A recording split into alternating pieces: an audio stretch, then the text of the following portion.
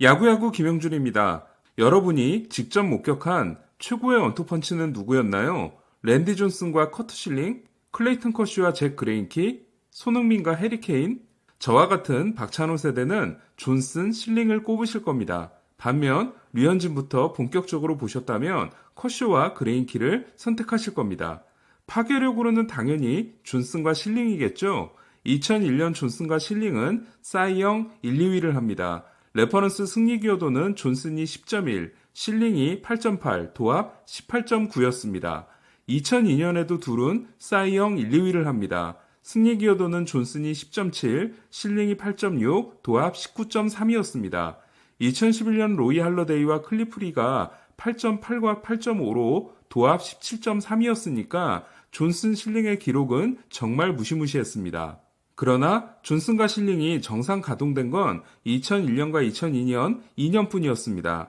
반면 커쇼와 그레인키는 2013년부터 2015년까지 3년을 정상 가동하는데요. 합산 승리 기여도로 보면 2013년은 커쇼 8.1, 그레인키 4.3으로 도합 12.4, 2014년은 커쇼 7.7, 그레인키 4.5로 도합 12.2, 최고의 시즌이었던 2015년은 그레인키 8.9, 커쇼 7.3으로 도합 16.2였습니다.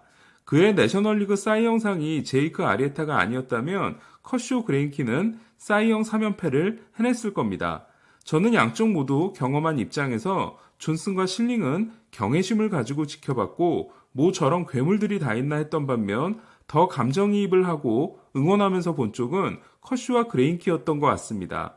여러분은 어떠신가요? 그럼 지금부터 짧았지만 화려했던 커쇼와 그레인키의 3년을 돌아보겠습니다. 먼저 결성 과정입니다. 그레인키는 1983년생, 커쇼는 1988년생으로 둘은 5살 차이인데요. 그레인키는 2002년 캔자스시티의 전체 6순위, 커쇼는 2006년 전체 7순위로 뽑힙니다.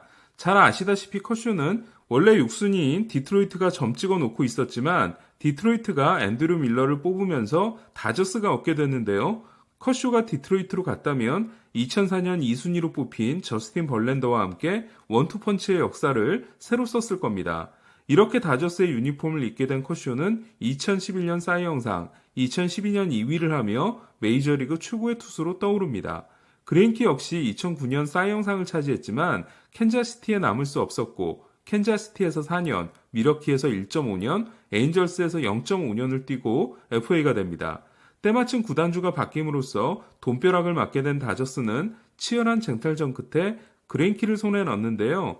6년 1억 4,700만 달러는 당시로서는 콜 해머스가 7월 필라델피아와 맺은 6년 1억 4,400만 달러 연장 계약을 넘어서는 투수 역대 2위 규모였습니다. 1위는 CC 사바시아가 2009년 양키스와 맺은 7년 1억 6,100만 달러 계약이었습니다. 또한 연평균 2,450만 달러는 사바시아의 2차 양키스 계약인 2,440만 달러를 넘어서는 투수 역대 최고 기록이었습니다. 그리고 그레인키는 3년 후 옵트아웃을 할 수 있는 권리를 보장받습니다. 둘이 뭉치게 되자 다저스 팬들은 200K 듀오를 기대하는데요. 다저스에서 마지막으로 200K 듀오가 나온 건 2000년 박찬호와 케빈 브라운이었습니다. 그의 박찬호는 217개로 내셔널리그 2위, 브라운은 216개로 3위였는데요. 1위는 347개인 랜디 존슨이었습니다. 그런데 2013년 다저스는 다저스 팬들도 기대하지 않았던 일이 일어납니다. 류현진까지 기대 이상의 활약을 하면서 강력한 선발 트리오가 탄생한 거였습니다. 당시 다저스 중계방송은 세 선수를 머리가 3개 달린 용에 비유했는데요. 그러나 커쇼가 1.83, 그레인키가 2.63을 기록하고 류현진이 3.00을 기록함으로써 2점대 트리오가 아깝게 무산됩니다. 류현진은 마지막 등판에서 4이닝 2실점을 해 평균 자책점이 2.97에서 3.00이 됐습니다. 또한 류현진이 14승이 아니라 15승이었다면 셋은 1998년 그렉 매덕스, 톰 글래빈, 존 스물츠 이후 처음으로 15승 2점대 규정이닝 트리오가 될 수 있었습니다. 이 기록은 2017년 슈어저, 스트라스버그, 지오 곤잘레스의 워싱턴이 19년 만에 달성하게 됩니다. 또 하나 아쉬웠던 건 2013년 커쇼가 236이닝, 류현진이 192이닝을 소화한 반면 그레인키는 칼로스 쿠엔틴을 맞췄다가 라인베커 출신인 쿠엔틴이 돌진해 쇄골 골절을 입어 5주 결장을 하는 바람에 178이닝에 그치는데요. 당시 그레인키는 8주 공백이 예상됐지만 본인이 고집을 부려 3주 일찍 돌아오게 됩니다. 포스트 시즌 역시 아쉬웠는데요.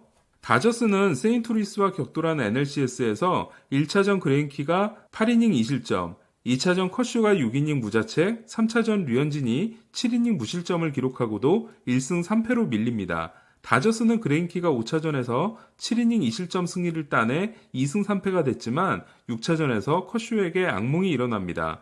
2014년에도 원투펀치의 활약은 대단했는데요. 평균자책점 1.77을 기록한 커쇼는 평균자책점 리그 4연패와 함께 2013년에 이은 2년 연속 수상이자 통산 세 번째 사이영상을 따냅니다.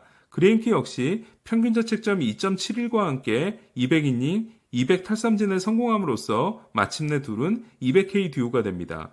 류현진의 2014년 또한 훌륭했는데요. 앞서 현지에서는 셋을 삼도용이라고 불렀지만 우리 팬들은 셋을 서유기 트리오라고 하는데요. 수염이 없으면 하관이 상당히 긴 커쇼가 손오공, 큰 덩치를 자랑하는 류현진이 저팔계, 4차원으로 말귀를 못 알아들을 것 같은 그레인키가 사우정, 심지어 매팅리 감독이 3장법사로 싱크로율 100%였습니다.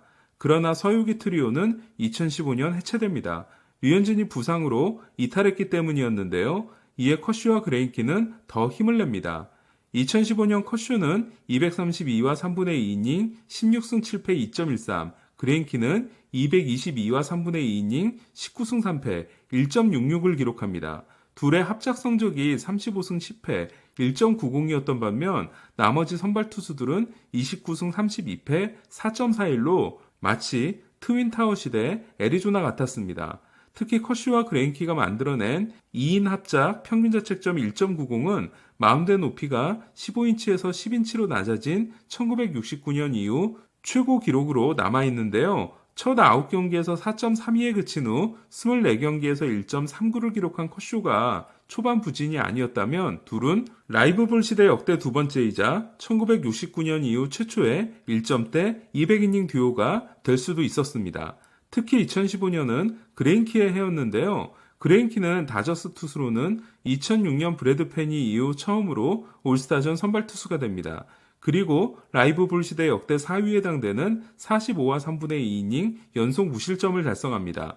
그레인키가 기록한 평균자책점 1.66은 커쇼가 2014년에 기록한 1.77을 넘어서는 다저스 역대 2위 기록이자 라이브볼 시대 최고 기록에 해당됐는데요. 그러나 그레인키는 평균자책점 1위, 레퍼런스 승리기여도 1위를 하고도 제이크 아리에타에게 밀려 2위를 함으로써 사이영상 수상에 실패합니다. 저도 당시 아리에타의 손을 들어줬을 정도로 아리에타의 수상이 이상한 건 아니었는데요. 다만 그레인키는 이로써 역대 6명뿐인 양리그 사이영상 수상에 실패했는데요. 이로 인해 명예전당 득표율을 더 높일 수 있는 좋은 기회를 놓쳤습니다. 그레인키의 1.66은 1968년 루이스 티안트의 1.60에 이어 사이영상 수상에 실패한 선수 중 두 번째로 좋은 기록이었는데요. 하지만 1968년 아메리칸 리그의 평균자책점이 2.98로 1.32 차이였던 반면 2015년 내셔널리그 평균자책점은 3.90으로 그레인키와 2.24 차이였습니다.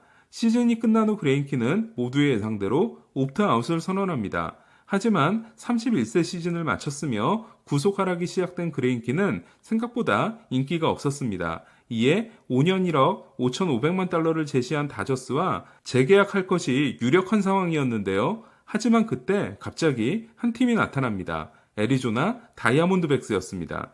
당시 애리조나의 그레인키 영입이 얼마나 즉흥적이었냐면 자니 쿠에토에게 거절을 당한 애리조나는 구단주가 운전 중 갑자기 사장에게 전화해 우리가 그레인키를 영입할 수 있는지 검토해보라고 합니다. 이에 애리조나는 그레인키와 접촉한 지 불과 5시간 만에 충격적인 6년 2억 650만 달러 계약을 주게 됩니다. 애리조나로 간 그레인키는 2016년 극심한 부진을 겪는데요. 이때 잔인한 앤드류 프리드먼은 애리조나에게 연락해 연봉 보조와 함께 그레인키를 우리에게 넘기라고 합니다. 애리조나로서는 자존심 때문에라도 그럴 수 없었는데요. 이후 그레인키는 재기에 성공하게 됩니다. 만약 그레인키가 다저스에 남았으면 어땠을까요? 저는 2016년에 고전했을지 몰라도 애리조나에서보다 잘 던졌을 거라고 생각합니다. 그랬으면 커쇼가 싸이 영상 2위를 하고 그레인키가 4위를 한 2017년 또 한 번 둘은 대활약을 했을 겁니다. 커쇼와 그레인키는 정반대의 성격과 캐릭터를 가지고 있는데요. 커쇼가 매 순간 집중함으로써 때로는 스트레스를 과하게 받는 스타일인 반면 그레인키는 데뷔 초기 공황장애를 이겨낸 후 심할 정도로 스트레스를 안 받는 스타일인데요. 인터뷰 때 커쇼가 질문 하나하나에 정성껏 대답을 해주는 반면 그레인키는 그까짓 것 대충 하고 넘어갑니다. 하지만 그럼에도 두 선수가 잘 지냈던 건 커쇼가 워낙 겸손하기도 하지만 그레인키가 커쇼를 존경했기 때문인데요. 그레인키는 커쇼에 대해 이렇게 말합니다. 커쇼는 나를 포함한 나머지 투수들과 다른 차원에 있는 투수다. 커쇼를 따라가려고 했다가는 괜히 마음만 상할 거라는 걸 잘 알고 있다. 그냥 커쇼의 피칭을 보는 걸로도 행복하다. 돌이켜보면 서유기 트리오와 함께 헨리 라미레스가 ICU 세리머니를 하고 에드리안 곤잘레스가 집에서 딸의 장난감인 비눗방울 기계를 가져와 홈런이 나올 때마다 틀고 야시엘 푸이그가 후안 우리베를 놀리며 누구였는지 반슬라이크의 스파이크에 불을 붙이는 장난을 했던 시절 다저스 야구를 가장 재밌게 봤던 게 아니었나 합니다. 고로 클레이튼 커쇼와 잭 그레인키는 제 마음속 최고의 원투펀치입니다. 이상 김영준의 야구야구였습니다.